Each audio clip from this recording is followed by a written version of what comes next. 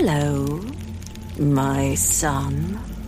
Leah was evidently unaffected by the smoke and unconcerned about the fire. 3 great shapes, like mastiffs built from shadows and soot, crouched about her feet, watching us with flat, black eyes. They stood between us and the rift that led back home. I swallowed and forced down a sudden feeling of childlike panic that started gibbering down in my belly and threatened to come dancing up out of my throat. I stepped forward, between the fairy and Michael. "Hello, godmother." My godmother looked around at the inferno and smiled. It reminds me of times gone by.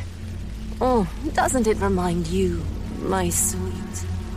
She idly reached down and stroked the head of one of the hounds at her side. "However did you find me so quickly, godmother?" She gave the hellhound a benign smile. I have my little secrets, sweet. I only wanted to greet my long-estranged godson. Okay, then. Hi, good to see you. We have to do it again sometime. Smoke curled up into my mouth. We're kind of in a hurry here, so...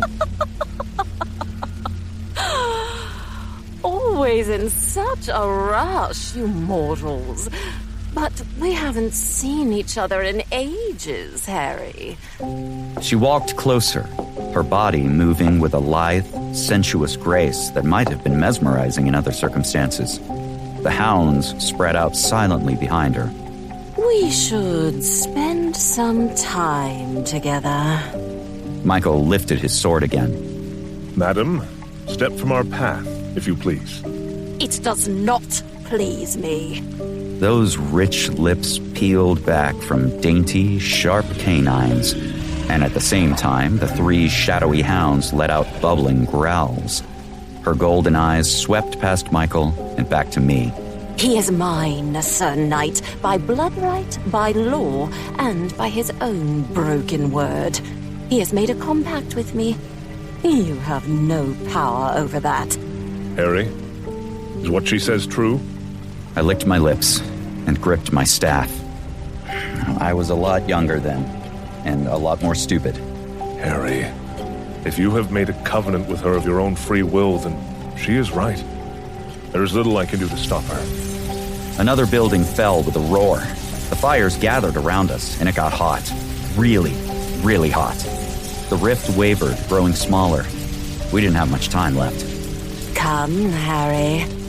Let the good Knight of the White God pass on his way. And let me take you to waters that will soothe your hurts and balm your ills.